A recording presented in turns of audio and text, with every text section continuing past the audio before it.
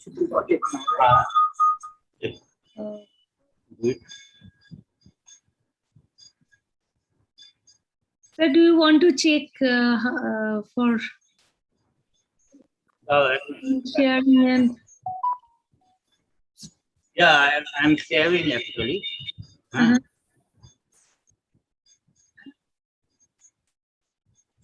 What happened?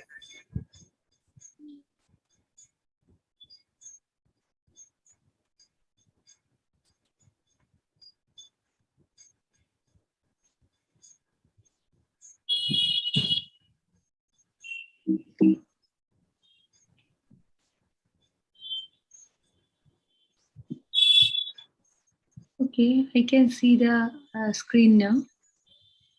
কি হচ্ছে বলো তো? স্ক্রিন দেখা যাচ্ছে, স্ক্রিন বোঝা যাচ্ছে। এটাকে বন্ধ করলে ওটাই কিছু করার নেই। তুমি আমাকে ইনস্ট্রাকশন দাও। আচ্ছা, ফার্স্ট আপনি হচ্ছে আপনার যে আইপ্যাডটা আছে না, ওটার যে ওই আগের দিন শেখাচ্ছিলাম না ওই অডিওটা, ওটা একটু বন্ধ করে ফেলুন। ওটাকে বন্ধ করে দিব? হ্যাঁ, ওটাকে অডিওটা অফ করুন, মানে আপনার সেই আইপ্যাডের ডান দিকের পাশে ওটা আমি দেখতে আছি হ্যাঁ এইদিকে।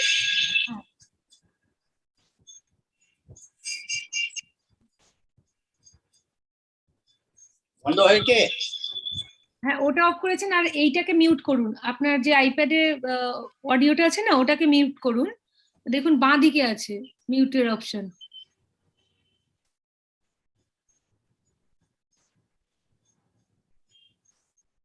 হ্যাঁ, ব্যাস।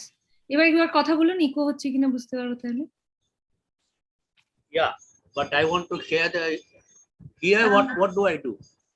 স্যার আমার মনে হয় আপনি এখনো ওই আইপ্যাডের যে অডিওটা না ওটা পুরো অফ হয়নি, ওই যে ডান পাশে আছে, ডান পাশের কর্নারে।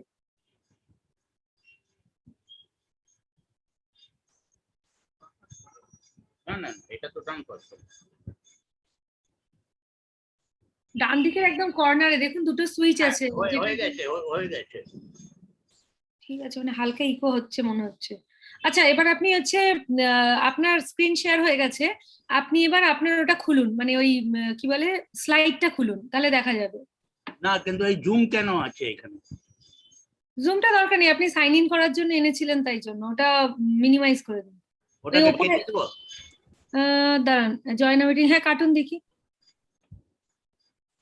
না, আচ্ছা একটা কাজ করুন, আপনি ডান দিকে একদম ওপরে দেখুন মিনিমাইজের অপশন আছে, একটা ওই ড্যাশ আছে, ড্যাশটাতে ক্লিক করুন। হ্যাঁ হ্যাঁ, ব্যাস। এবার জুমটাকে ক্রস করুন। হচ্ছে না ক্রস? আচ্ছা, তাহলে একটা কাজ করুন, ওখানে মিনিমাইজের অপশনটা দিন, বাঁদিকে দেখুন একটা ড্যাশ আছে এটার, হ্যাঁ ওটা মিনিমাইজ করুন। হ্যাঁ, ব্যাস। আর লিভ মিটিংটাকে ক্যান্সেল করে দিই। হ্যাঁ, ওটা ক্যান্সেল করে দিন। ওকে, হ্যাঁ, পারফেক্ট। হ্যাঁ। আচ্ছা, আরেকটা জিনিস স্যার, আগের দিন আপনাকে একটা একটা করে সরাতে হচ্ছিল, তো সেটা ঠিক করার জন্য আপনি দেখুন ওপরে ভিউ অপশন কিছু আছে কি, মানে এই যে এই পুরো উইন্ডোটা আছে না। No, which one you are talking of, iPad or No, I'm talking about the computer screen where you are sharing your things. Yes, so what do you want? Just try to have a look if you can see the view option on the top. No, I don't see. Okay. So okay, then I'm not going to disturb you, because I was thinking to make it full screen, then it will be good for you to use the arrow. That is full screen you want to make? Yes. Then probably I will have to log in again. Is it so? I'm not sure. No, তাহলে ছেড়ে দাও। হ্যাঁ, যা হচ্ছিল আগের দিন তাই থাক, অসুবিধা নেই। It's fine, it looks good.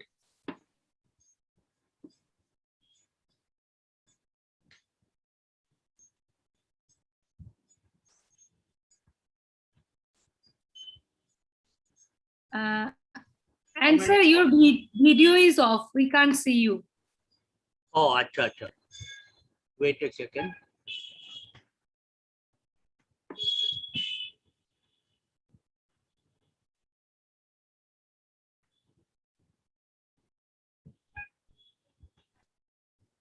How do I go back to video? Just try to see that in the address bar, you can see Zoom.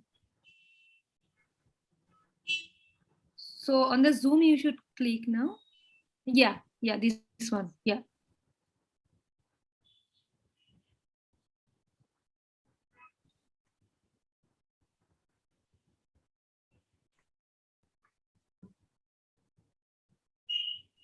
That meeting controls.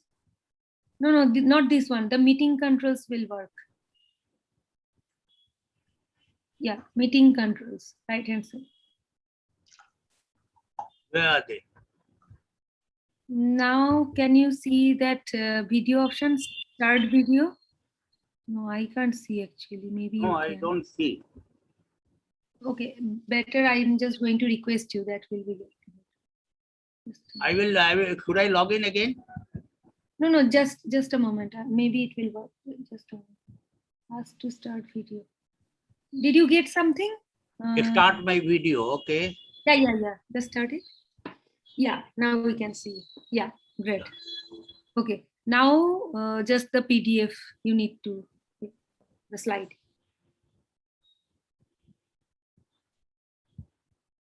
Yeah, this one. Yeah. Okay, you can see me now. Yeah, we can see. Yeah. How many people have come? Should I start? Now it is 13 people. I think, yeah, you may start. It's already 13 and it's 7. Okay. So I'm going through this concept of absoluteness. This is a, let me tell you a bit about it. Huh? Let me go to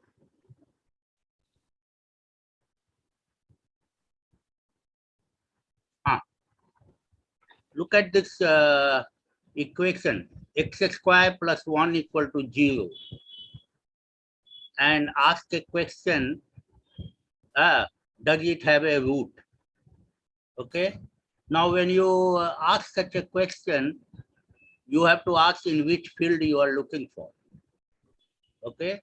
So suppose we are doing theory of fields, then the question translates into the first order formula.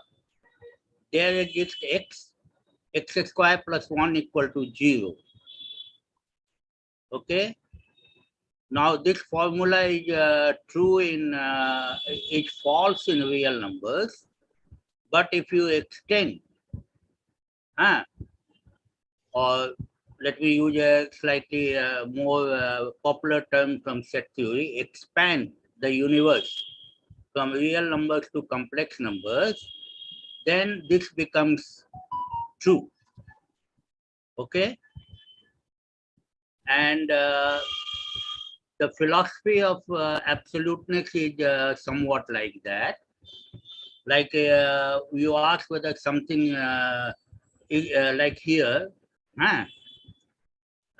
is the cardinality of set Y. Suppose Y and X are two sets, and you have fixed. You ask, is it true that cardinality of Y is less than X? Or cardinality of X is less than equal to Y? What is true or not? Then again you will see that there exists a function in N, okay, which is 1-to-1, whose domain is X, which is 1-to-1, and whose range is in Y. If you stick to a smaller model, then such a function may not exist in the model. But if you expand the model, then such a function may exist. Okay, this is one of the central, if one asks why is continuum hypothesis so difficult, then I would say that the notion of cardinal number changes from model to model. In one model, it may be countable in a larger model, whereas in a smaller model, it may not be countable. And this is the notion, which is what is termed as absoluteness. Things, concepts which do not change, or concepts which change. The concepts which do not change become absolute. Broadly, I'm very broadly speaking at the moment. Very, very broadly speaking. I am going to go through the definitions. Otherwise, so if it does not change, we call them absolute. And if it changes, then we say it is not absolute. But then it has to be defined properly. Now, in the last class, I showed the example that let M be a set or a proper class, and XY belongs to M. At the moment, nothing is assumed. Nonetheless, since this is a set and XY are sets, which is in M, it makes sense to ask if this statement is true in M or not. And the definition of subset is what? Every element of X belongs to Y. But if your universe is fixed, M, it actually means every element of X that is in M should belong to Y. And then I gave an example that no, if you expand your universe, N, make the set larger, then this notion of subset, what was true here is in M, may not remain true in N. The N has more elements. But what is useful for us is that when M is a nice class of model. And I kind of gave an example. For pure set theorists, it is not very satisfactory, but I was only trying to convey an idea. So now, we will be always looking at sort of transitive models of ZF or ZFC, whatever theory within which we are working. So at the moment, I am not demanding that this is a model. I am just saying that M and N are transitive. They may be a set or maybe a proper class. That does not make a difference from what I am going to talk. So if M and N are transitive, and if X is a subset of Y is true in M, then X subset of Y is true in N also. Because if you take, now you can see elements of elements belong to M. That is the transitivity. So transitivity will help and tell you that no, if it is true here, if and only if it is true here. Because any element of N which belongs to X, okay? So you can easily argue out that because belongs to is any element of N which belongs to X will also belong to M, because X was in M and X was transitive. So that rules out. So I would say that subset is a absolute relation, absolute concept over transitive sets or transitive proper classes. So what is this coming up? So now the notion of power set of X in M. So let M subset of N be transitive sets or transitive proper classes, and X belongs to M. X is a set that belongs to M. Now you talk of power set of X. So when you are doing naive set theory, sort of your universe is fixed, you know what your sets are, and you will say those sets which are subsets of X. You don't have to worry because universe you have fixed. But now universe is fixed M. So when you say power set of X in M, you really mean those Y which belongs to M and is a subset of 1. It is a collection of all such things. Okay? And that we will denote by power set of X in M. Calligraphic P, superscript M, X. Huh? Whereas, such that this belongs to M. Yeah.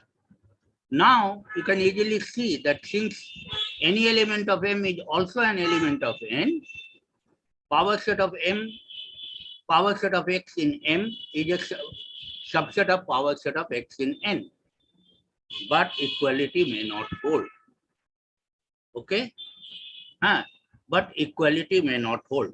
And I have given you an example. I'm going to give you an example.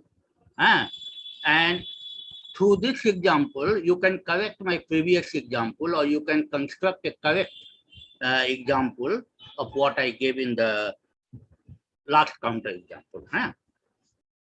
Okay, so let us see. Because you see, one I use as if it is an element, object, in the last example. No. After all, everything is defined in set theory. So in definition, zero is empty set. Zero is defined as empty set. One is defined as set containing empty set, but empty set is zero. So set containing zero. Two is defined for as what you have got so far, the set containing 0 and 1. But if you write down in all the notation with this curly bracket, then it will look like set 0, comma, set containing 0, close 0. So it looks ugly. Nonetheless, for me, this much purpose is true. And now take M to be this. So you remember 0 is an empty set. Unlike my previous example, now I am not treating it as an object. One is singleton 0 and doubleton 0, 1. So M consists of these. Okay. N consists of, I have also thrown in singleton 1. Okay. Now take X to be doubleton 0, 1, which is an element of M. What is the power set of M? Power set of X in M. Empty set is a subset of this. Singleton 0 is a subset of this. And this itself is a subset of this. But this is also a subset of 0, 1 if you expand your universe to N. So it differs. Okay? And this is really the crux, that the notion of power set is not absolute for transitive models of set theory, or even for transitive sets or transitive proper classes. And this is what this is the first indication of the difficulty in CH. CH involves, you have to find out what is the cardinality of power set of N. And power set of N varies from models to models. And you can now imagine that even LF0, LF1, LF2. So LF0 will not change. It can be shown it is absolute. But so if a set is countable, it will remain countable even if you expand the universe. But LF1, LF2, LF3 may also change. You may collapse the cardinal, and I will exhibit that. So the difficulty arises is that once you want to prove that cardinality of power set of N is is LF1, but then as a theorem of set theory, then that has to be true in all models. But this varies from models to models. Okay? If you enlarge the model, this may become a larger set. And various things change it. So this is absoluteness is in the crux of the, I would say, in axiomatic set theory. You should be very much aware that what are the concepts that does not change, remain same, and what are the concepts that will change, that may not remain the same. Okay, so this is a very important notion. Now, what am I doing? Same thing that I was explaining you, that suppose M and N are transitive sets. I have already talked about it, or transitive proper classes. M is a subset or subclass of N. XY belongs to M. It can happen that there is no function f in M from Y onto X. In that case, this will hold. Don't worry about whether I'm using choice or not. Assume whatever you want. Just focus on the notion of absoluteness. But in a larger set, you may get a function f from M onto from X onto Y. In that case, you have this. Okay. So the notion of cardinality of a set is not absolute. Okay, and this is the. So I have asked you to give an example as an exercise. So you can artificially, what happened?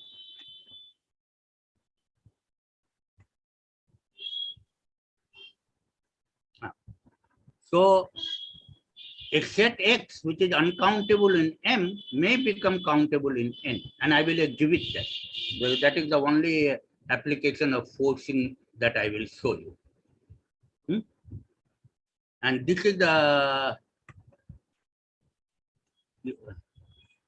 and this is what I have explained to you, that don't be frightened. There is nothing exotic. If you increase, if you expand the field, you may be able to solve more equations.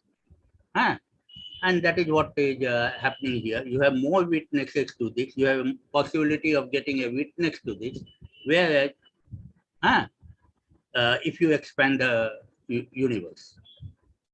And this is the main point and main problem behind the continuum hypothesis.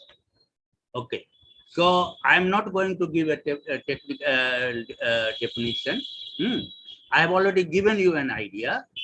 So we are saying that notion of subset is absolute for transitive this, and those of power set cardinal numbers are not absolute for power set of N.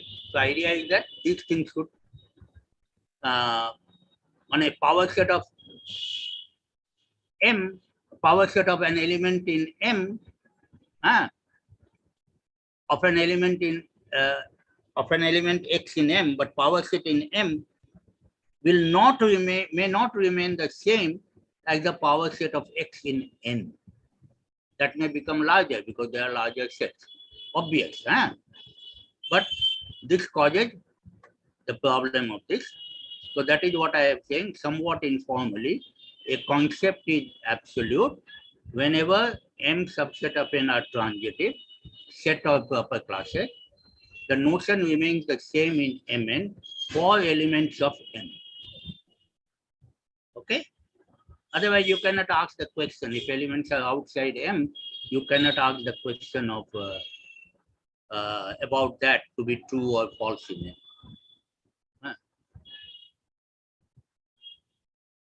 Okay. So now what happened?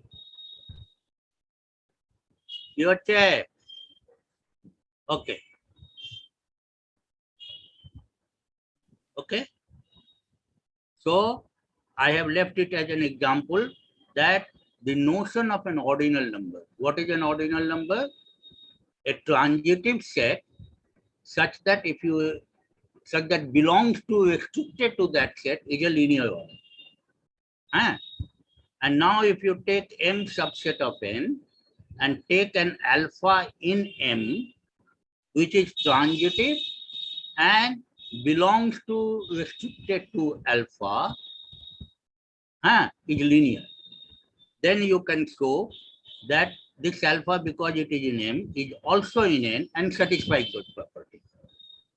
So the concept of ordinal numbers, we say, is absolute.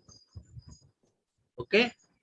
Concept of cardinal numbers is not absolute because that requires a witness, and that witness may exist in a larger set, larger universe, but may not exist in a smaller universe.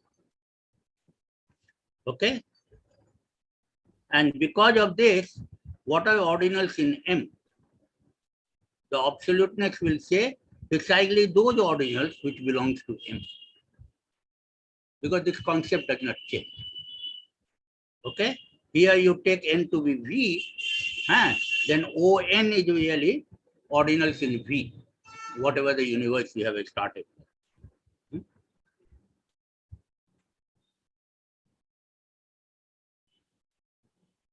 Okay, now I say what is CH and GCH. This probably most of the people would know if they have gone through set theory, because once you know, I have defined this Hartrug's LF. Okay, so you have an increasing sequence of well-defined cardinal numbers. Okay, so for the time being, you assume that you are talking of a fixed universe V. You have started with V. So we have this LF0, LF1, LF2. Just become a naive set theorist.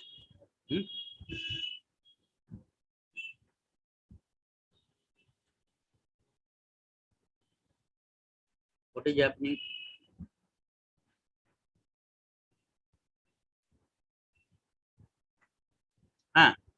Now, LF1 is the least uncountable cardinal number. And I'm talking of in pure naive set theory or in my universe of sets that I have fixed. And initially, when Cantor was working and Cantor was discovering this notion of various models of set theory and such didn't even exist. I mean, he just began naively. So he asked the question that is 2 to the LF0. So this means cardinality of a set of the power set of a set of cardinality LF0. Is it LF1? More precisely, what Cantor was trying is that that if I take an uncountable subset of real line, then is there a bijection from that onto real line? This is precisely the form in which he was trying the result, and he couldn't prove it. And so people were saying, is there a cardinal number between LF0 and C, whether C is the next cardinal or not? That question arose, but the absoluteness came into the way. What is C? C is the cardinality of power set of N, and power set of N varies. পেছনে চলে গেল কেন?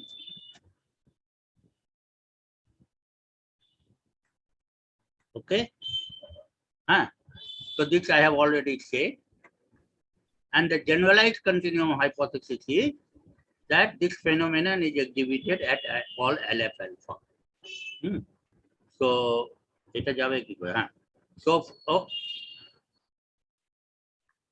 you see, I'm not a smart. For all ordinal alpha, 2 to the LF alpha is LF alpha plus 1. So this question must have come later. At the Cantor's time, probably only this one was there. And I don't know whether LFs were there during this time. And this is the question, and I have tried to exhibit, to give you an impression why is it difficult already.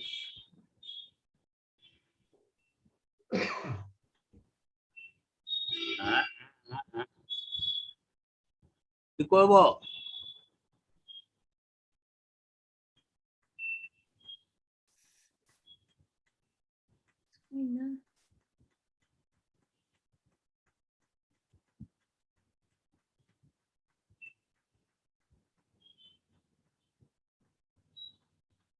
Do you remember the page number? Then you just can type it, and that may help.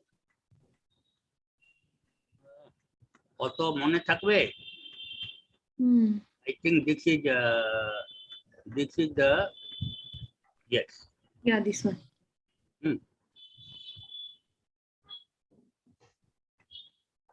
Okay. So it was open for quite some time if AC can be proved using ZF.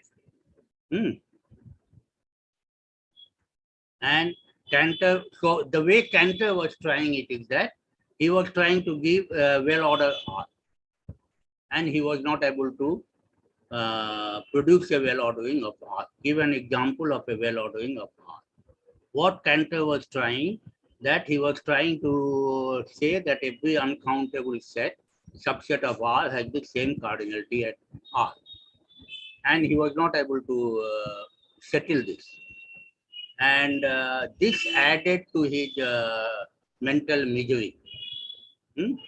But that he is not even able to solve this simple questions. It appeared to him to be very simple.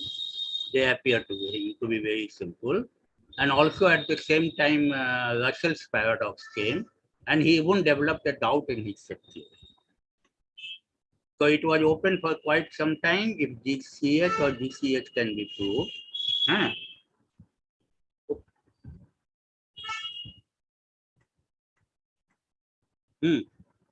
Okay. So the first breakthrough came when Gödel defined a transitive proper class model, L of ZF. So I have already told you, so L is a proper class.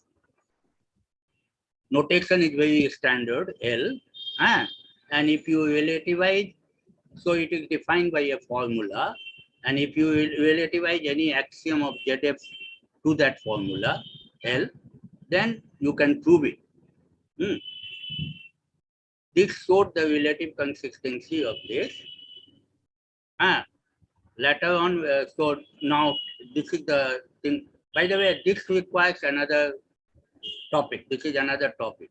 Universe of constructible sets. What is called universe of constructible sets. And these are very technical and hard results. It goes without saying. And you know, solving them and this made Gödel, you know, world-class, world hero, and Cohen got Fields Medal, and you don't get these things for free. So you can. This is another evidence that it is very difficult, but it is very difficult. You are going to see. Okay.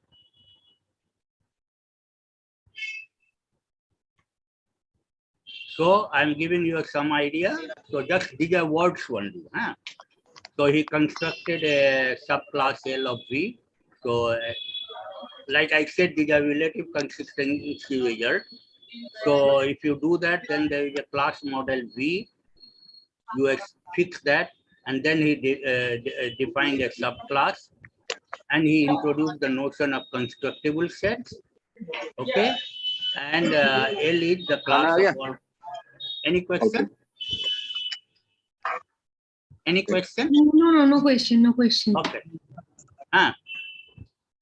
So this is a very technical result, piece of history. This is the work that Gödel did in US after moving to US. And according to Gödel himself, this is the hardest result he ever proved. Okay? It was technically very, very hard to prove. And according to Gödel himself, this affected his health, almost broke down his health. Gödel's incompleteness theorem is definitely a great feat. And you know what I admire about Gödel is his clear thinking, you know, very logical, clear thinking. Sort of there is no magical elements. If you analyze his work in logic, he has conceived as a whole thing, as a one logical thing flowing.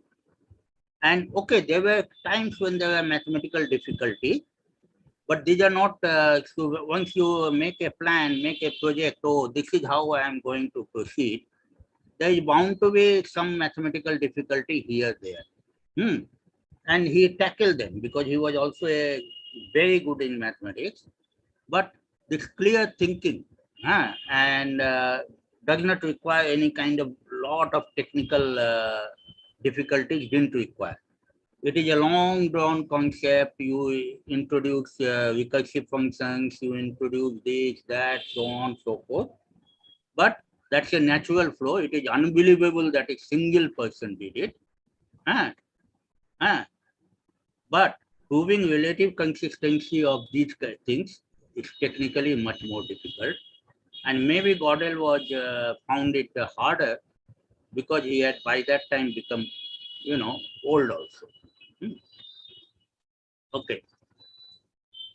So now this is something important because this is where it shows. I'm going to say that why Gödel couldn't settle completely. That means why couldn't he do what Cohen could do? In other words, why couldn't he show that negation of continuum hypothesis is also consistent with ZF or ZFC? And this is what explains it. But this is just in words. All these requires proofs. Okay?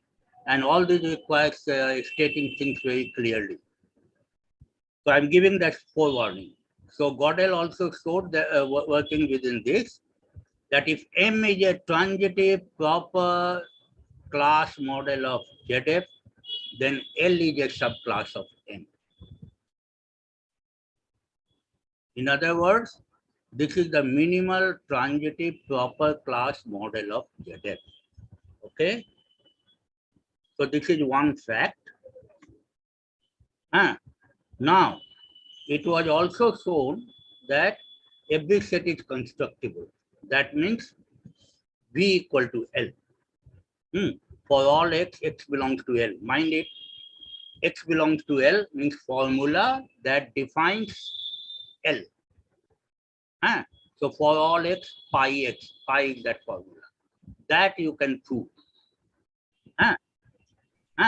Prove within this L itself. So these are all technical things, and you accept. As a consequence, since AC and CH are true, showing that working within ZFC, one cannot build a transitive proper class model of ZF plus negation AC or ZFC plus negation CH, these kind of things. One cannot do. You cannot build a transitive proper class satisfying negation AC or satisfying negation CH. Now just think, I cannot build a model of that. How the hell do we go about it? Okay? With such a serious mathematical difficulty, even Gödel stopped and had no clue to proving the relative consistency of negation CH and negation AC. So mind it, it is a person, none other than Gödel. So he found a very serious obstacle, and he didn't know how to go it. The canonical way of proving consistency result is to give a model. Now he says that he can't give a model. So how do you go? And okay, so now forcing actually begins. Okay. Yeah. So let me. Who is it?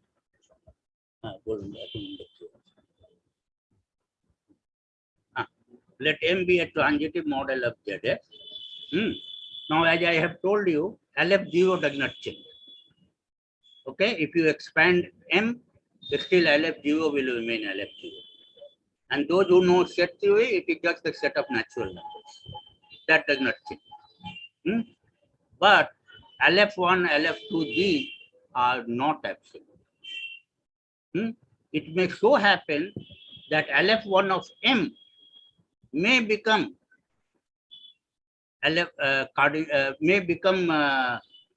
countable in a larger model. It may happen. Okay. So, what is the task that is at our hand? Is to start with a transitive model M of ZF or ZFC and build a transitive model N subset of M where ordinals are same. They will remain, sorry, no. They will not, ordinals in M will remain ordinals in N, but it says that they have the same set of ordinals. Okay. And they have the LFs don't change. Okay.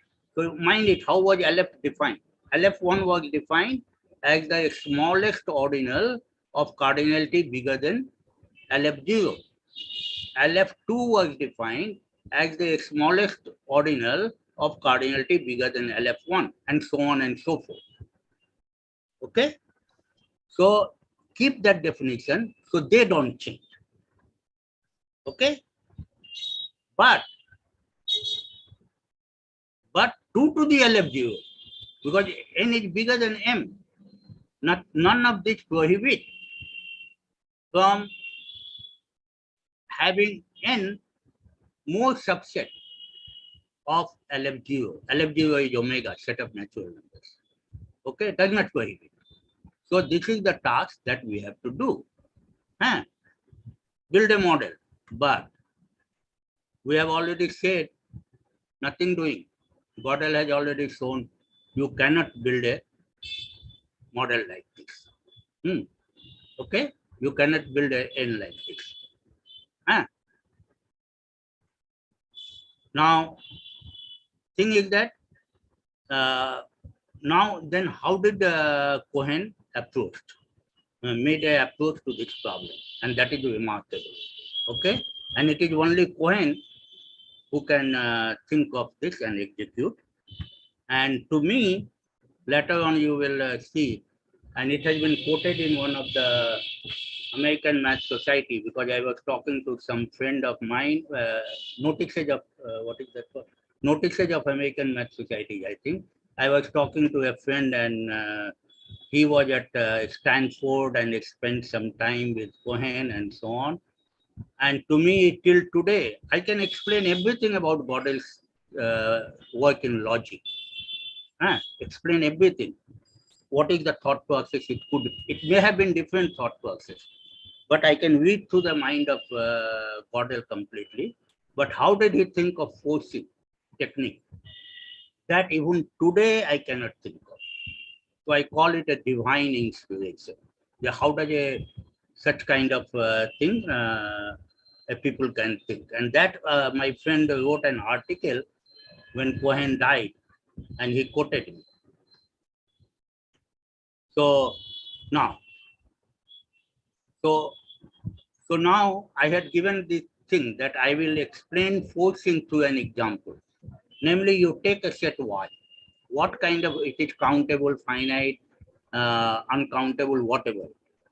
Then I will show that it is consistent to assume that actually Y is countable in some model.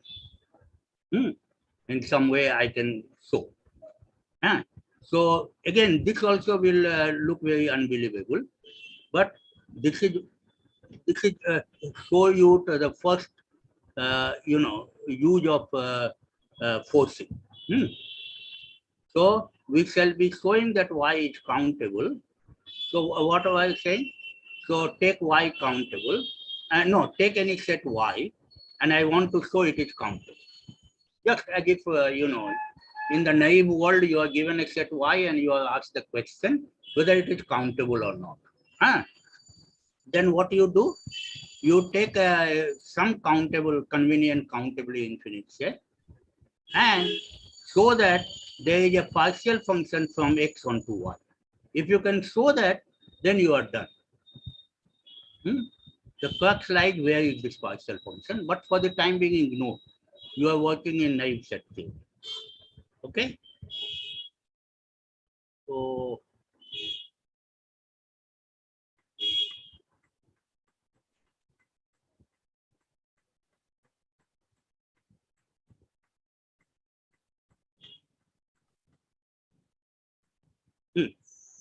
okay. Now let M be a transitive set of proper class model of ZF, and XY belongs to M. You will start with as if you have fixed some universe, and now I am in the process of building a partial function from X onto Y. So again, as I said, I am not very particular. If you assume choice, what happens is that there is a one-to-one function from Y into X, implying that cardinality of Y is less than equal to cardinality of X. And since X is countable, implying that Y is countable. So I'm trying to build such a thing, as I said. And now here is how I am building. So you consider all partial functions from X to Y. That means domain is a finite partial function. That means domain of P is a function. Domain of P is a finite subset of X, and the range of P is contained in Y. Okay? Well, it will be a set. You have never asked this question whether it is a set or not. Axiom of set theory implies it is a set. In other words, axiom of set theory implies P is in M. Okay? I'm assuming M is a model of ZF. And now I am defining a partial order, P less than equal to Q if P extends Q. So somewhat you would have thought that you would have put the inequality other way, but there is a reason for putting inequality this way. So that means a smaller, you will think that this is a smaller element. No. If this happens in forcing terminology, this is a larger element. Okay. Now, this P, any of these P could be a part of the function f that you are trying to build. So somehow through this P, I will try to construct try to get a consistent set of P such that if I take the union, the range will be Y. So note that PQ are consistent, so consistent functions, if and only if they have a common extension in P, because the domain of P and domain of Q. So look at P union Q. Okay, that makes sense. So if you think of function like graph, that is how it is thought of in this. And the empty function will be denoted by 1. That also belongs here. Okay, so 1 has a smallest element in my setting. Okay, general forcing may not have this, but then you can add 1 and do something. But let us think of this situation where we already also have a smallest element in the partially ordered set. Okay, so we may think that we are trying to construct F by piecing together a consistent family of finite functions. And this is the terminology used in this. You see, P has a larger domain. That means suppose Q is a part of F, and suppose P is a part of F. And this relation holds. Then you say that P has more information about would-be build function. So this is a terminology that is also used in the parlance of logic. Now, all these concepts are being a finite set, being a function, all these are absolute and so on. And that is why we have taken this.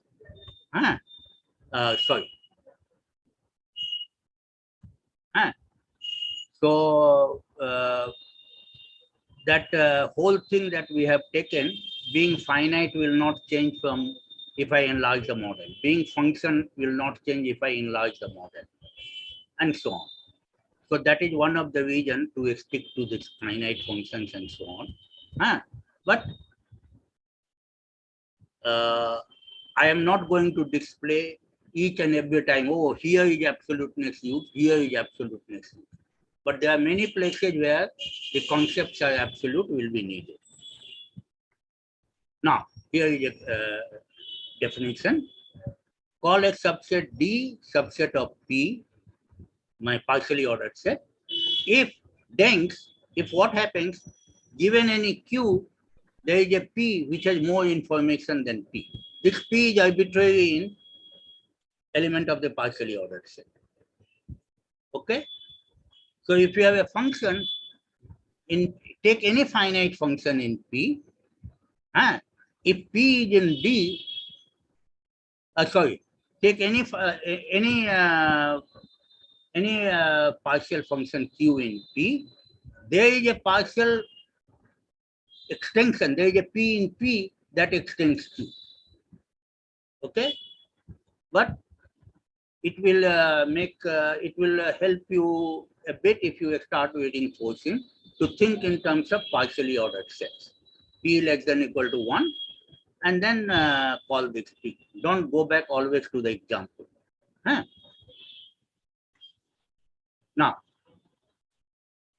call G subset of P a filter in P if whenever P is in G, P less than equal to, and P less than equal to Q, then Q is also in G.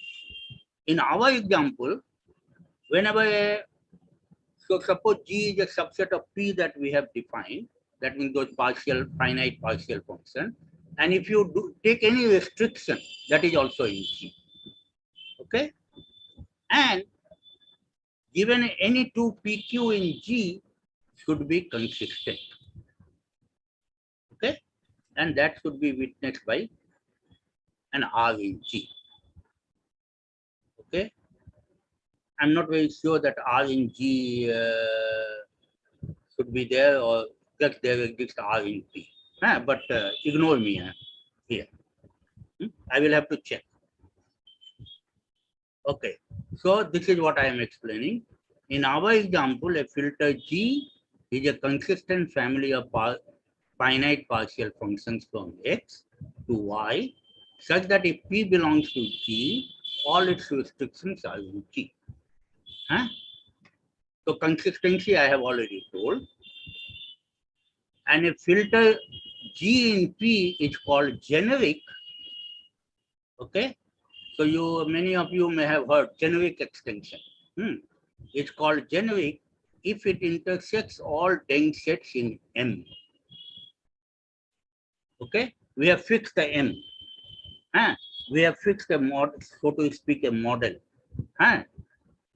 But you will see that how can I fix a model? But nonetheless, at the moment, you will see what will be done. The magic of Cohen is going to come later. Generic if it intersects all dense sets in M. Now suppose there exists a generic filter G in M. Then consider the union of all these functions. That means the least common extension of all functions belonging to G. So this is a function. Domain is a subset of X. And I want to say that so first of all, because it is a model and so on, F is in me, that is clear. So we want to claim that F is on to Y. Okay? So take any point Y in Y. I have to show that Y belongs to the union of range of F, range of the union of G. Now look at this. Given Y, consider all P in P such that Y is in the range of P. And again, because M is a model, dy will be in M. Okay? And for every Y, and dy is dense in P. That is very trivial, because take any partial function, Q, finite partial function going into y. If y is already in the range of q, then q is in dy, done. And otherwise, you take any finite extension of p such that, and with y in the range. So I had taken capital X to be countably infinite set. Okay? And the domains of P were finite subsets of P. Okay? Therefore, any finite function can be extended to a finite function, and to the new point, you assign the value y. So obviously dy is dense. And now, so x is infinite was my assumption. X is a countably infinite set belonging to M. So such a P exists. Therefore, since G is generic and dy belongs to M and is dense, G means dy is non-empty, which means what? Y is in the range of S. Okay? So if you work in the naive world, and if you want to construct a function from a subset of X to Y, this is one way of doing. Okay? That you construct such a generic G. So the existence of a generic filter in M implies that cardinality of Y is less than or equal to X in M. But since X and Y was arbitrary, after all, in M, this may not have been true, because I have started with arbitrary Y in M and arbitrary countably infinite X. Suppose Y is countable in M, then I cannot get such a generic filter G which exists in M. And that will be most often the case. And that is where the forcing will be needed. What is the remedy then? Now, if suppose by any chance, I'm again forget that I am talking absurdly. Suppose that M is countable. Okay, then obviously dense sets, collection of dense sets in M is countable. Okay, and we have a very simple result that generic set exists. Why? Enumerate all the dense sets in M. Since M is countable, I have enumerated it like a sequence. And now, inductively, you build. Choose P1 in D, choose P0 in D0. Then, because D1 is dense, choose P1 with more information than P0 in D1 and continue. Okay? So this sequence, P0 is in D0, P1 is in D1, P2 is in D2, and so on. Now look at all restrictions of some of these PIs. Okay?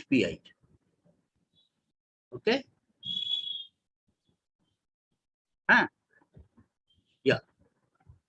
Now you can check. This is a filter. And these are consistent set of functions, and you have taken only their restrictions. So this is a consistent set of functions, and it intersects G with, it intersects all countable dense sets in M. Okay?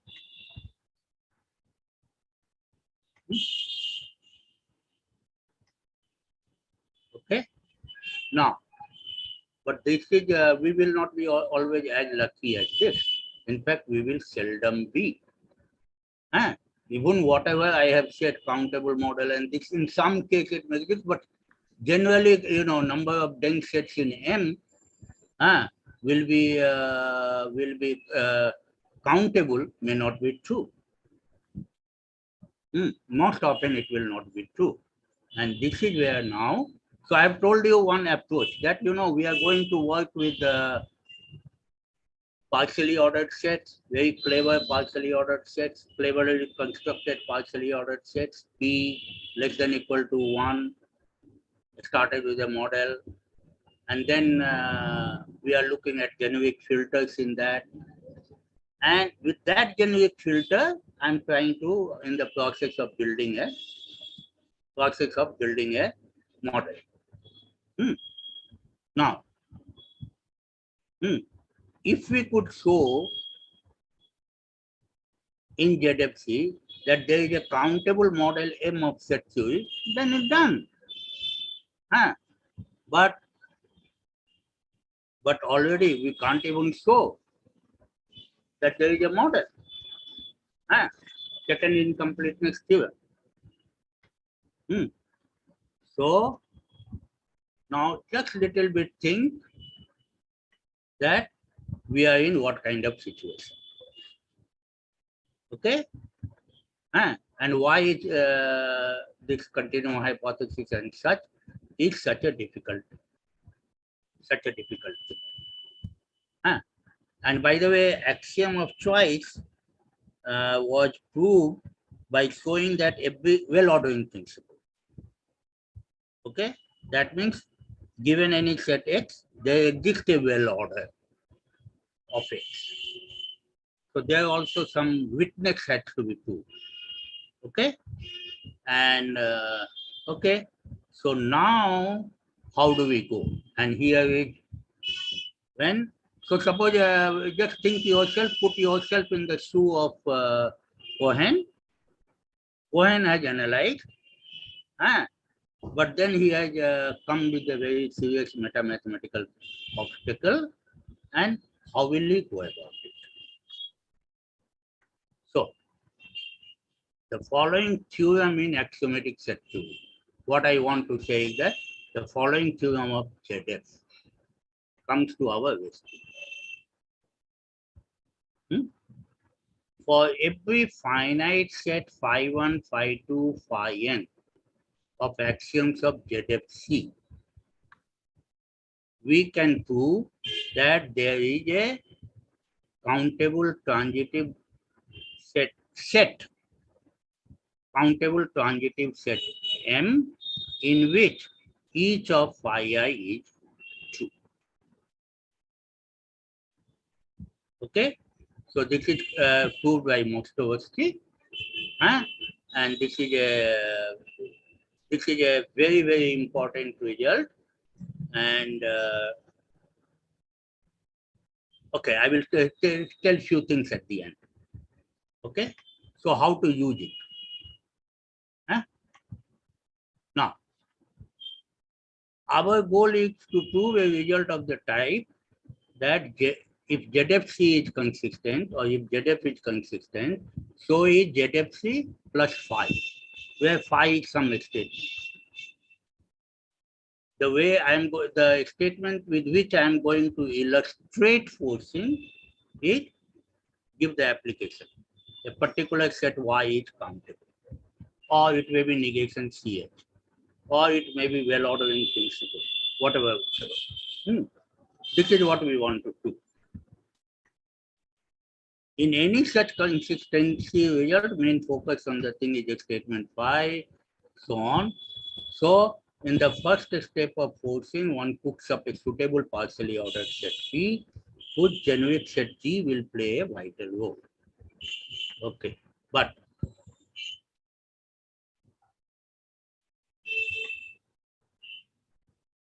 now this is a very important line.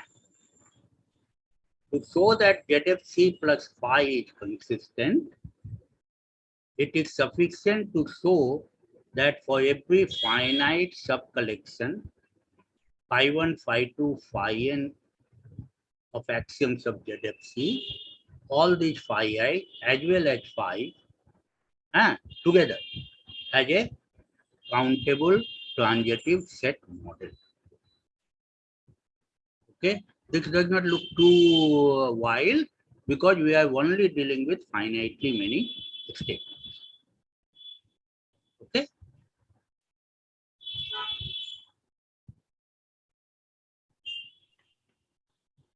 So we fix an arbitrary. So by the way, by we I mean Cohen. Don't take credit here. Nobody should take credit here. So we fix an arbitrary finite subcollection phi 1, phi 2, phi n of axioms of ZFC. Now here probably I don't want to. Oh, of ZFC plus phi. Yes. We shall be done if we get hold of a finitely many axioms psi 1, psi 2, psi m of ZFC such that every countable transitive set model M of psi 1, psi 2, psi n contains the partial ordered sets that you have already thought of, that means entire triple, and there is a countable transitive set Mg containing G. So moment it contains G, from there you will be able to deduce. That is how you built up this. So that argument, implying phi is true in Mg, in which phi 1, phi 2, phi n are also true. Okay, you only needed to build a model of phi 1, phi 2, phi n and phi. Okay, so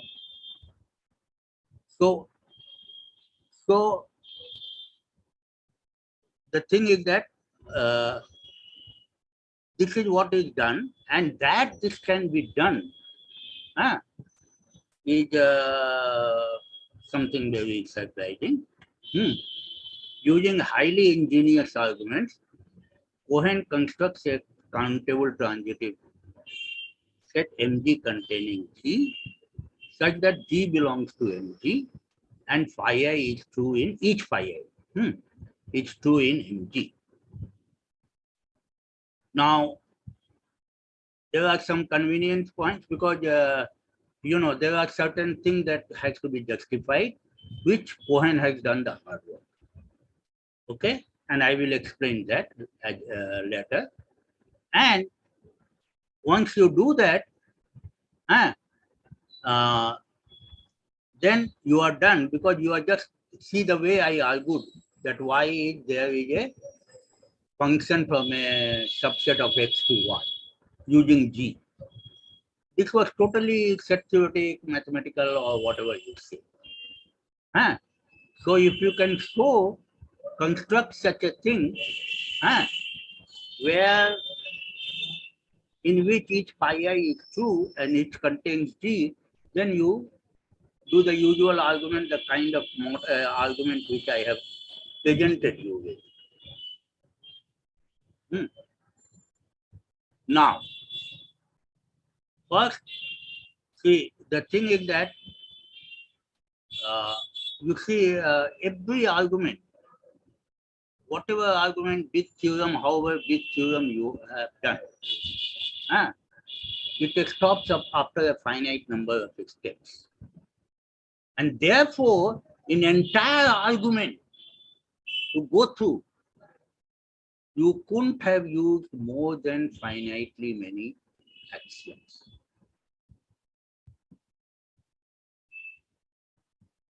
Okay? You couldn't have used more than finitely many axioms. So, the countable, I'm saying countable transitive model of entire set theory.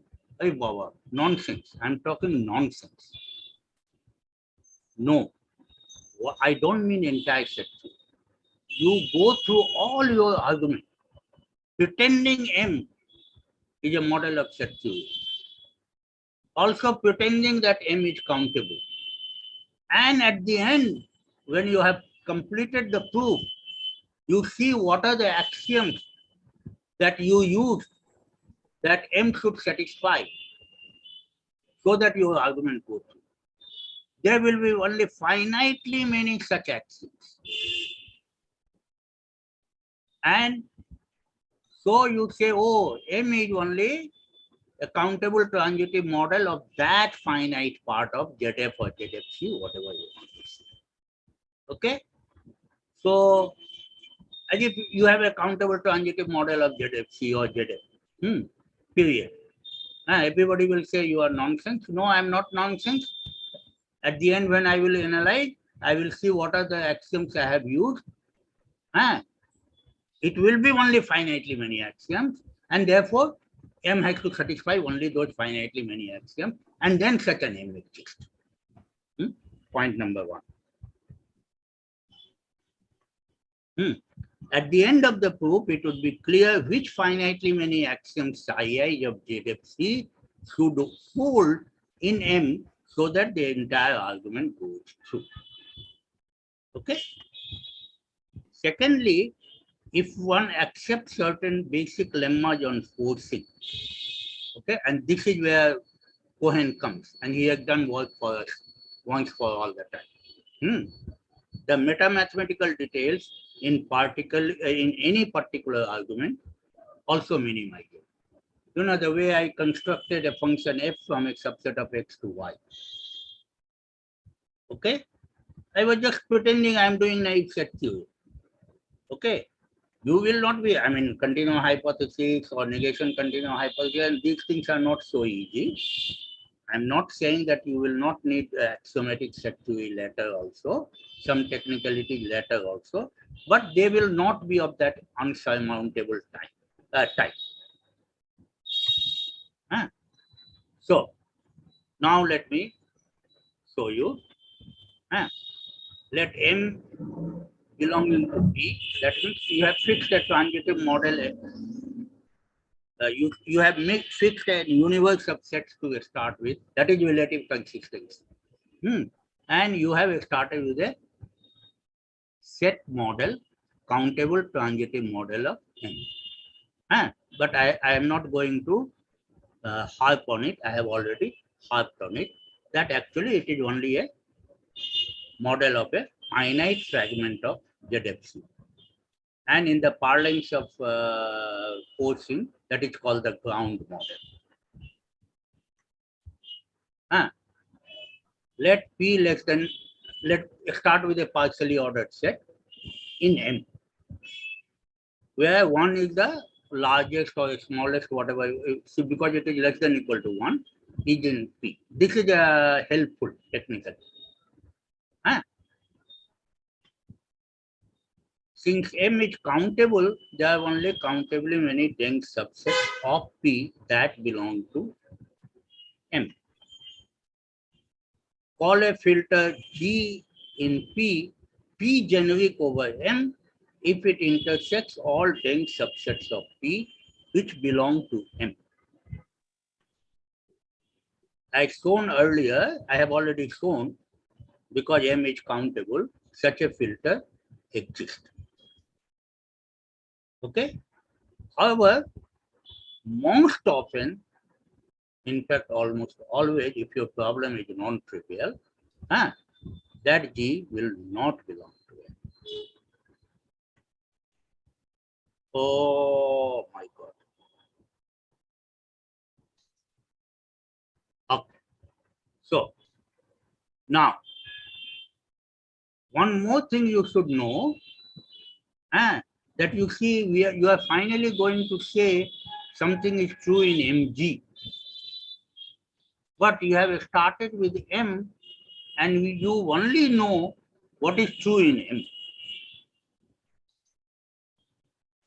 And on the basis of that knowledge, you have to prove what is true in MG. So that is also one. In fact, that is the most magical part of Cohen's discovery. Most magical. Okay. Using highly sophisticated techniques, Cohen now constructs a countable transitive set MG satisfying the following properties. MG is an extension of M. Your generic G belongs to MG, and I have written in bold letter the truth in MG, what is true, which statement, a certain statement is true in MG, but you only know what is true in M. So you have to convert this statement that a formula phi is true in MG to certain formula being true in M, so that you can use your knowledge about M. And this is a highly non-trivial job. This is where I call divine inspiration. So definition of MG. Now, this is just to give you an overview, and this part from practical point of view, current practical point of view, is not that much needed. But for the first time, when you have to accept scientifically Cohen's work, you have to check everything. So I'm giving you some of the points of that. So once these concepts are understood, okay, forget it. So I'm defining a. So now I'm going a little bit in technicality. So I'm defining what is called P name. Okay. Let me tell you one thing. You know so consider a polynomial over a field R. Okay. I can say that its coefficients which belong to R is the name of that polynomial. Okay. So something like this is going to happen. So I call tau, so everything is except, don't forget. I call tau a P name if and only if tau is a binary relation. That means each element of tau is an ordered pair, whose first coordinate is a P name and P belongs to P. Okay? This is a valid definition.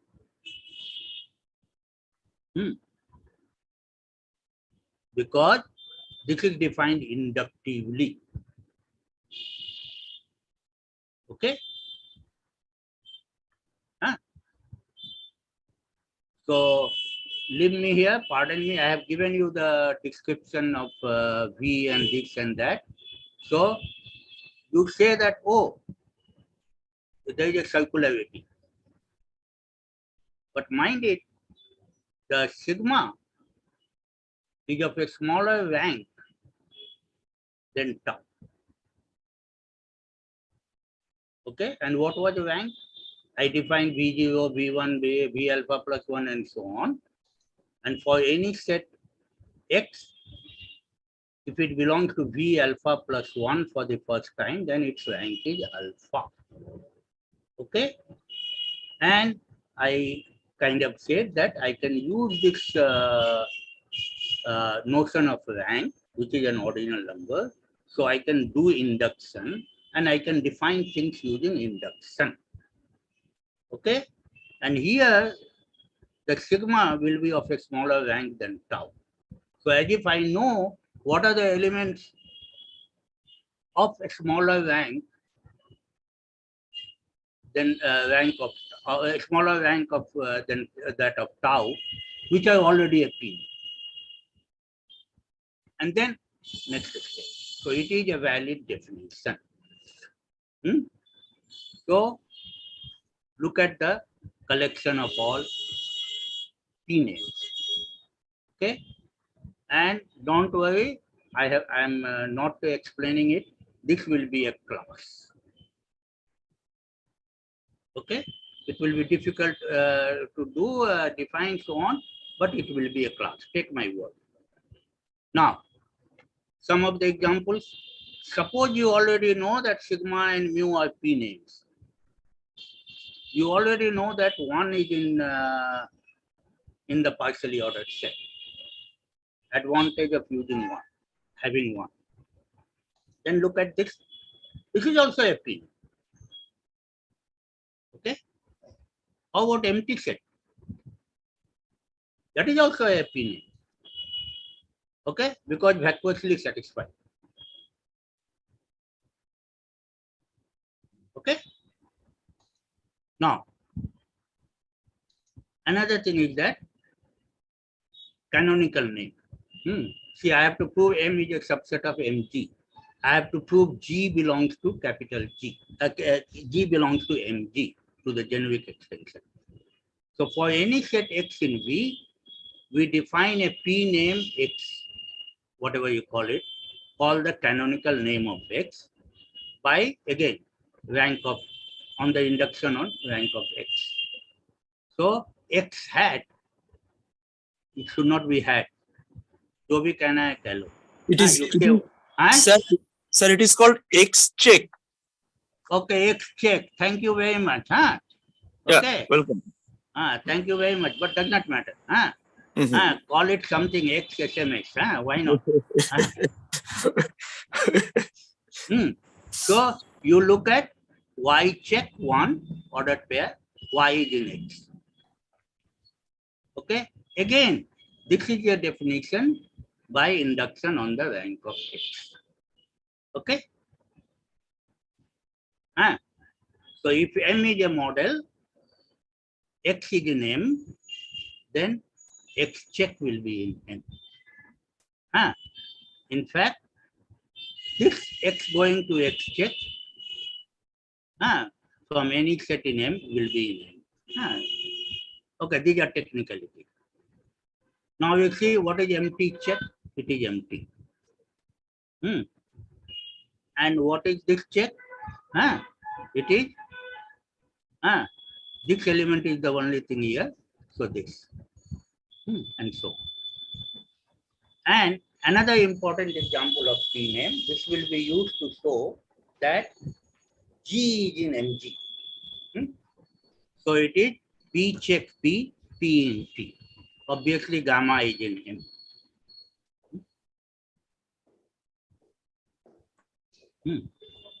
Okay. Now we define, so various things needed to be checked. Better don't try to check now. It will take a lot of time, a lot of days. Definition of the values of a P name. Let G be a generic filter over M, P generic filter over M. For each P name tau, we define the value of tau denoted by tau sub G by induction as follows. So induction on the rank, So tau sub G is the collection of all values of, all sigma G such that there is some P in G such that this guy is in tau. Notice here rank of sigma will be less than rank of tau. Therefore, sigma G is defined by induction. So that is assumed and that is how we define. Now, you can easily see that the value of empty check is the empty set. Empty set is there. Value of this, I should have closed the parenthesis. I don't know whether there is something, there is probably something. Yeah. Value of this is the set containing empty set. Value of this is the ordered pair. Now, little bit, if you think ahead, suppose I have to show MG satisfies pairing axiom. If your M satisfies pairing axiom, then these guys are in M, this ordered pair, or this set is in M, unordered pair, I mean, and then this is there. Okay, I should have closed the parenthesis here. And you can easily see that for every set X, the value of X check is X. For every X in M, I should write. Okay, that is a omission. And gamma G, and a value of gamma is G. Okay. Now, we consider only those names which are in M. Call it M super P. MP is the set of all P names that belong to M. That is just the expansion of what is written here.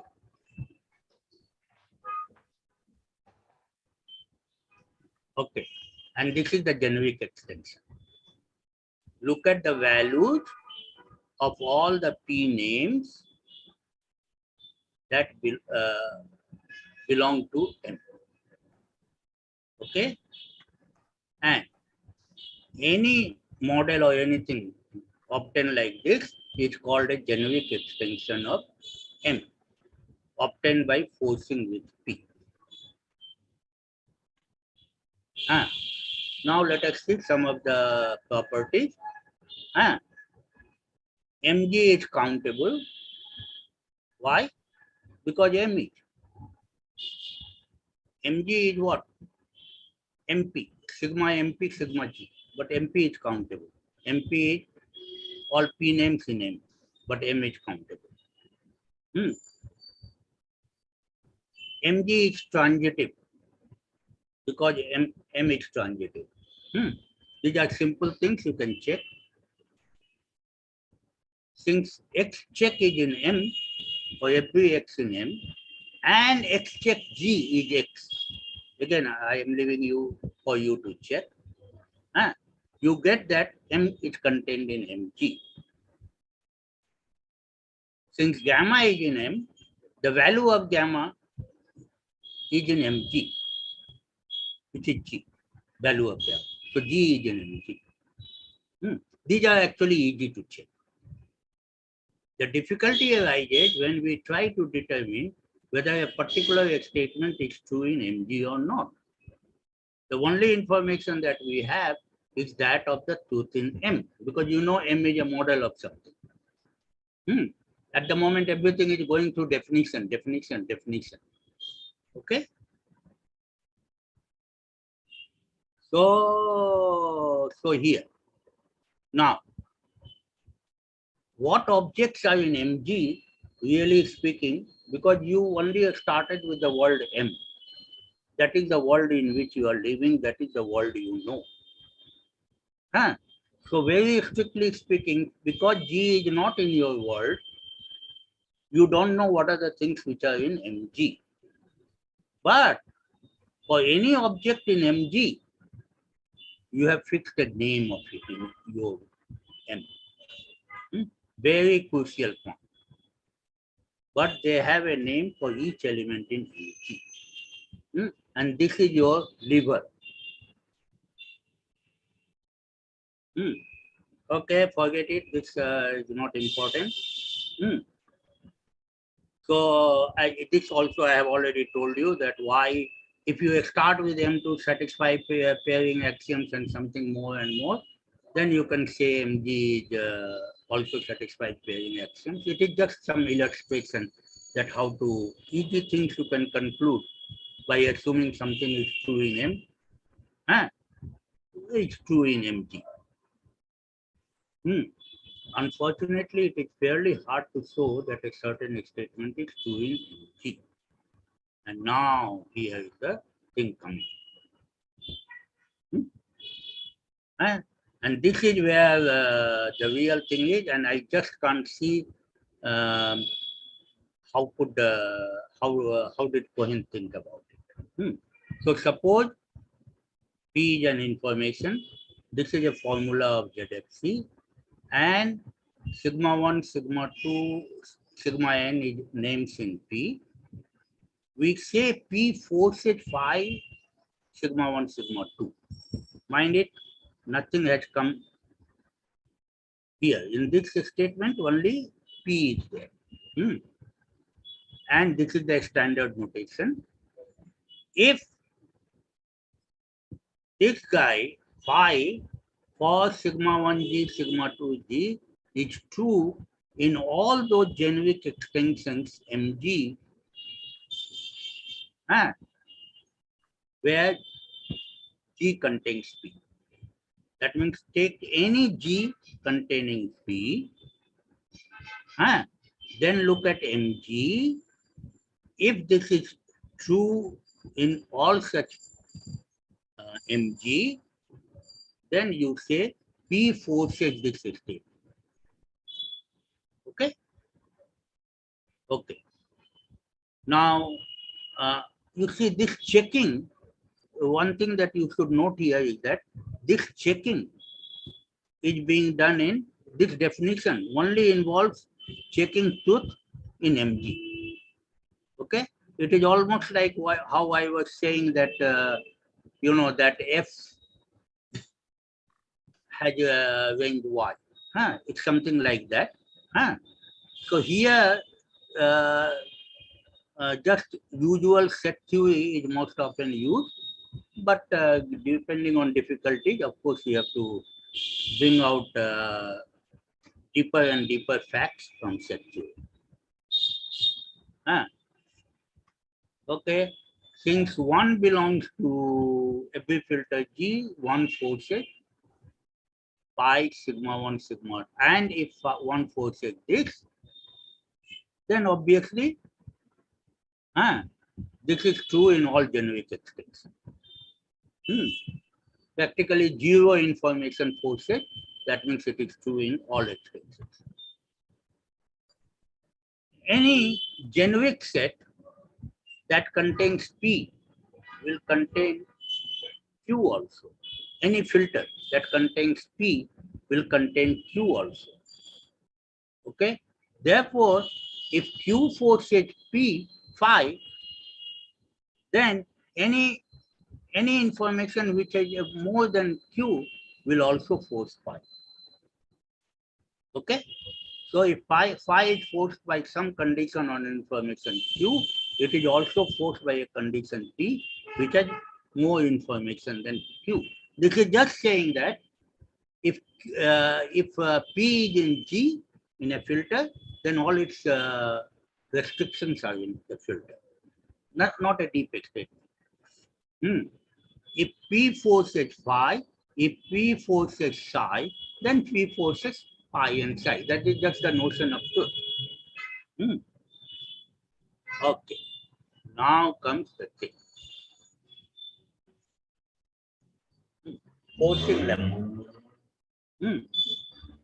I will say first, you read B. What is the left-hand side? Left-hand side, and these are all the elements of Mg. Sigma 1G, sigma 2G, sigma Ng. These are all the state things. Phi is an arbitrary formula. And you are up to show whether this is true in Mg. Then right-hand side says, if you can find P in G, which forces phi sigma 1, sigma 2, sigma n, then this is it's if and only. Okay? This part is usual set theory, reduced usually to usual set theory. Okay? But how do I decide that P forces phi sigma 1, sigma 2, sigma n? Okay? And this is where once for all Cohen has proved this for us. For each P in P, for each formula phi x1, x2, xn of ZFC, and I should have written MP perhaps. I should have written MP here. Okay? For all sigma 1, yes, I should have written MP here. For all sigma, and for all sigma 1, sigma 2, sigma n in MP, we can associate a formula of ZFC. So this is some formula. What it is, don't worry. There is a formula of ZFC such that this is your goal. M you know, if and only this formula, this statement is true in M. Okay, this is what I am saying, that the truth in Mg can be decided truth in M. Okay, so once Cohen has given you this assurance, it is not that you have to check, it is a proof theorem. Okay, it is a proof theorem. So you just work with as if you have a countable transitive model M, and You have a problem in your hand, think of a partially ordered set, think of a generic filter, think of a MG, okay? And then do this. And I have already explained you, this means that whatever I have already said, okay?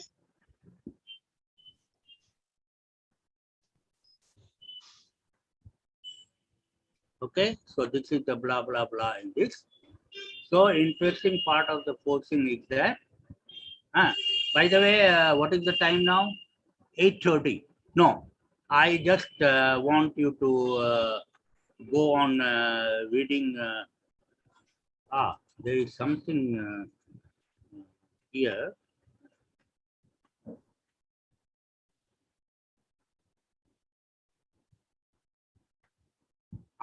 Let me read from here. This is my favorite statement, my own statement. The technical power and highly unusual way of thinking of Cohen in discovering the forcing lemma and the formula is unbelievable and can be ascribed to divine inspiration only. Because I cannot think of it. How does one think of it? तो हमने कह दिया अल्लाह ने, God has told it. Gödel, with all his brilliance and mathematical prowess, his entire work in logic and set theory reflects that he was a very systematic thinker. In some way, you can't call him a magician. Okay? So no wonder Gödel got stuck with negation selection. Okay. I want to no longer read this. You can read. Only last thing I want to say is the references, which I have not said so far. That for logic, well, if you consider me immodest, I am immodest. I refer to my book.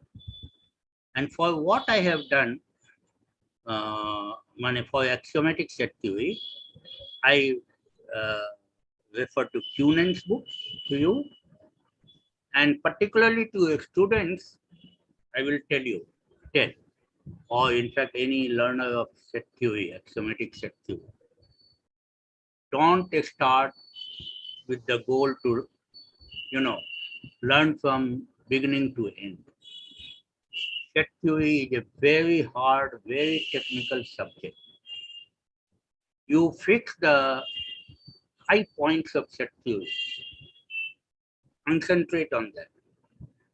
For example, today, in these two lectures, I have concentrated on forcing, have an overview. Okay? And then you see what are the things from axiomatic set theory or set theory you need to learn. I said induction. I said induction on trees. I said most of us is result. I said this induction on classes and so on. And I think most of them are present in chapter 1 of Cunan. May not be because well-foundedness we realize it, but you fix that, okay, I'm going to learn forcing. Okay? Without having overview, don't proceed. Okay? Because you are bound to get, very nervous. A beginner and this, they will find it very hard. Somehow have an overview and only read as much of axiomatic set theory as needed for that. Similarly, you will say, why did I concentrate only on negation CH? How about Gödel's work on relative consistency of CH or GCH or AC? Okay, there you will come to L. Okay, class of all constructible sets, constructibility. That is also a big topic. And if Purvita allows me, she is the boss in the near future, not immediate future. I may give such an overview talk on constructible sets and L. Okay? But you don't want to get into technicality, only want to do, using some Martin's axiom, this, that, infinite combinatorics and such. You can forget all this. Okay? Go to chapter 2 of Kunin, and after that you start reading some other books on infinite combinatorics. So with these words of advice to students and this overview, I think I have finished in reasonably good time. And I would like to invite questions.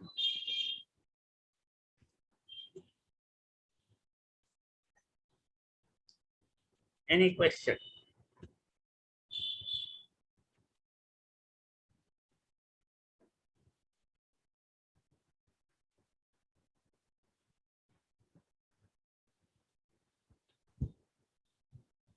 I've read.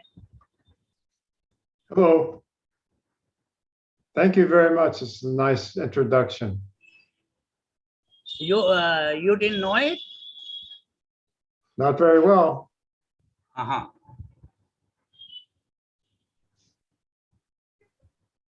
Any question? Urvita, if you don't have any question, I will have question to you. To me. Of course. Why did I work so hard? No, I'm thankful to you for such a nice introduction. But if Pardon? you ask me a question, I don't know whether I can give you the answer or not. Oh.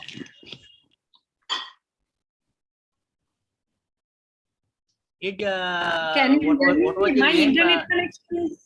my internet connection is not that good today, I guess. You can't hear me, right? I can Can hear you? you. Oh, okay. So I just say that it was very nice introduction to forcing. I just liked it, but I don't know whether I can give you an answer. Okay. But you get an overview and then you get some confidence how to go about it. Of course, I have only touched the, what is it called? Only a peak of the iceberg, no? Only what is it? Tip of the iceberg. Huh? Oh, I have not done much. Because it has gone very far. I mean, and now forcing is just bread and butter. Yeah. It was seriously a very nice introduction indeed. So what do I do? Should I stop sharing? Let me stop. Cohen's book has an updated edition. What is that book? This is Cohen's book of 2013. No, is it Princeton University press book or what is it? Yeah.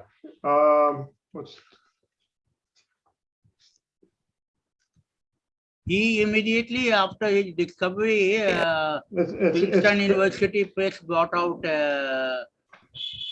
lectures by him. Yeah, it's the same book. It's just, I mean, it's a revised edition, 2013. College public. And what was first edition? When was it? Can you say?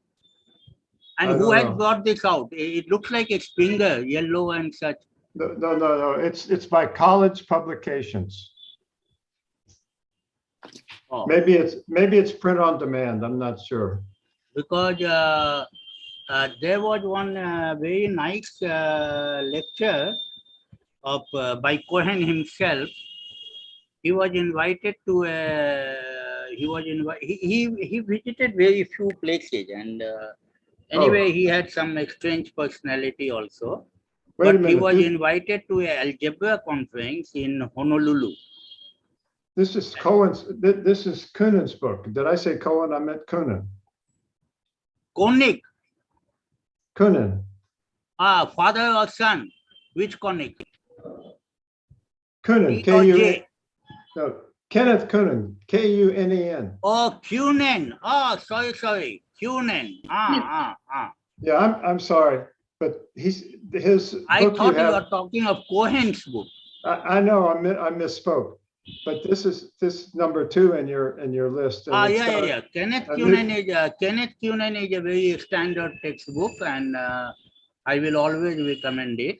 But what I mean is it's a new edition, a new updated version of 2. Okay.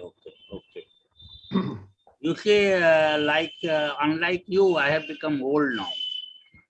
No. It happens to all of us. Sorry? It happens to all of us. And anyway, so Cohen was invited to Honolulu in a conference in group theory. And after a few words, he started describing how did he discover forcing. And I read, and right at the right moment when I know how the hell did he think of this? Okay, I went back and forth, and I couldn't follow his case. Yeah. I couldn't follow his case, and it's just magical, huh? Okay, then do I have Kuvita Chuti Dicha? Sir, I have a question. Like, Okay, can I stop sharing? Is sharing necessary? No. It's not necessary. It's something. Yeah, that will be good. And who is this person who is asking me question? Yeah, that's great. Yeah. Huh? Sir, Saurabh. Saurabh, you ask very difficult question. Saurabh is asking. Huh? No, sir. No, sir. No. Follow. So, like, it's maybe not connected with forcing, but also maybe that it's connected with forcing. But the point is that, like, we know that using forcing, we can find statements of set theory which are independent. But the point is that, like, can we have some sentence of set theory whose independence cannot be proved by forcing? Like, do you have any idea on this? Like, so is it possible, or like I don't know. Like, there are so many things which are proved without using forcing. The independence, you're saying? Yeah. So, for example, has anybody thought of that? How to show that continuum hypothesis is consistent with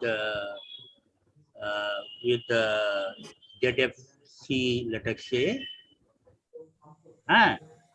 Now, has one, has any forcing proof has been given? People usually try to give forcing free proofs. And,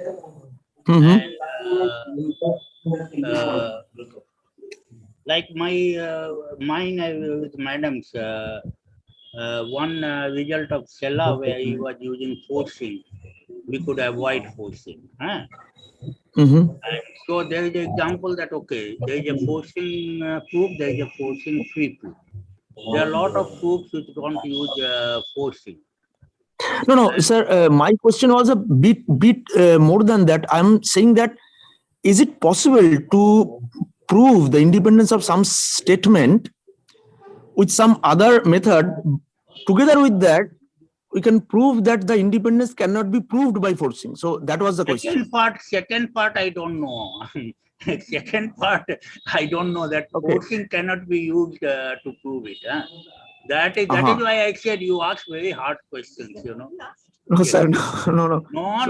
This is a very hard question.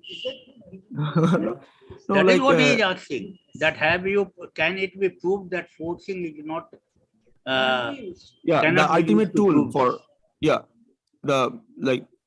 can we prove that the forcing is not the ultimate tool for proving the independence? So that was the question. Like, I don't think anybody has claimed that it is the ultimate tool. Yeah, that's true. But yes, like, Nobody has said that it is an ultimate tool. It is a very useful tool. It is a very successful tool. Yep. And that's all. And it's a technique. It's a powerful technique. Many big problems can be solved using that. But nobody has said it is the ultimate technique. Right. That's true. Like, yeah, okay. I got the answer. Yeah.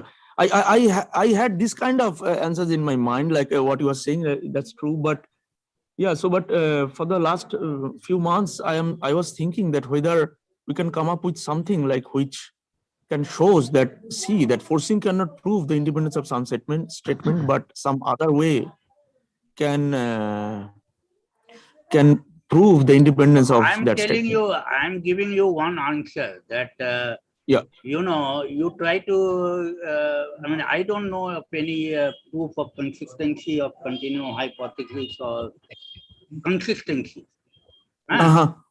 Mm-hmm. using forcing. I mean, there are Mm-hmm. experts who may know. So Mm-hmm. you try it out. Suppose that you have no some independence or proof, Mm-hmm. which has not used forcing, and now if you want to spend time on it, that you that you want to formulate Mm-hmm. a meta theorem that without forcing, I mean with forcing, it cannot be proved. I don't know how to even prove such theorem. So Yeah. Actually, I am working in the Boolean like the algebra valued model, and then one way of thinking this thing, what I was thinking that might be that like see that forcing is it can equivalently be studied with the Boolean valued models, right? So yeah, sure. yeah, yeah, and the point was that if we could change the interpretations in the Boolean valued models, the interpretations of belongingness and equality, and might be that is a way to see that the interpretations are changed, the axioms remain valid, but the other statements are actually getting different values than the normal Boolean assignment function. So Yeah, if but that anyway, can let me become, tell you that I am unable to answer your question. Okay. uh-huh. Okay, Ranjan thank you, Babu, sir. But আপনার কিছু জিজ্ঞাসা করার আছে? রঞ্জন বাবু, না, আমার কিছু নেই, কারণ আমার তো আসলে এতটা টেকনিক্যাল ইয়েটা নেই। আমাকে ফলো করতে হবে, আপনার বইটা পড়তে হবে ভালো করে। আপনার ইন্ট্রোডাকশনটা খুব ভালো হলো, আমাকে কিন্তু ফলো আপ করতে হবে। আর আমার তো ফিলোসফিক্যাল ওরিয়েন্টেশন সেইটা আসলে লাগাতে চাইছি, সেইটা করতে হবে। আচ্ছা, I will come ঠিক back আছে। to you. I will come back to you later. Okay then, shall I take leave now? Professor, I had a question. Yeah, can you introduce yourself? I saw your name, but I seeing it for the first time. Oh, there is a question. Yeah, hi. I'm Siddhant. I'm not a student at IIT Kanpur. I graduated from Ashoka University recently. So my question was about using forcing, and I was wondering if there was a statement, and if we wanted to prove its relative consistency with CFC. Sorry? If we had a statement and we wanted to prove its relative consistency with ZFC using forcing, Yes. would it be fair to say that the main crux of the problem would be selecting an appropriate partial order? Yes, for forcing, yes. So I guess the way one would go about it would be we would want to create a certain we would want to make sure that a certain object that makes the statement true lies in MG, and we would want that object be constructible somehow from G. Yeah. And depending on what that object that we want is, we would try to select an appropriate partial order. Yes. That is a big challenge. Yes, that is where the first thing lies. That is the first state, with what to force with. Right. With what to force with. So I think the next easy one is collapsing cardinals, which is what I have kind of done. And the easiest application, of course, next to it will be negation continuum hypothesis.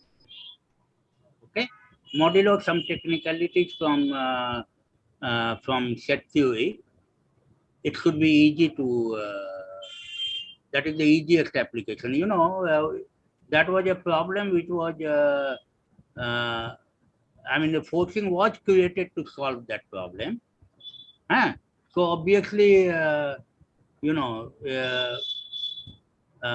that would be one of the direct application, and that is, but later on, a whole lot of even this technique that where Cohen stopped, what is called iterated forcing, this, that, so on. So given the complicated argument, you have to force over mg and so on. So this is called iterated forcing and so on. So this technique has advanced quite a bit. Okay, what I have told you is just the breakthrough. Right. Thank you. So, Amit, या so छुट्टी मिल रहा है? अभी boss तो पूर्विता है, आप मुझे क्यों पूछ रहे हैं? पूर्विता दे नहीं रही है छुट्टी. अभी आपको लोग सवाल पूछ रहे हैं. But I am not. Then I can wait. Yeah. So Then you should ask the entire audience. The audience is the God. Yeah. When you are giving lecture. Yeah. So yeah, are there any more questions? Yeah, there are not too many people also. Some people left, like it's gone well past 1.5 hours. No, but that I stopped at 8:35 also. Yeah. Okay, so then why not me also? Yeah, that's okay. Okay, I leave. Yeah, we are glad to have you here. Yeah.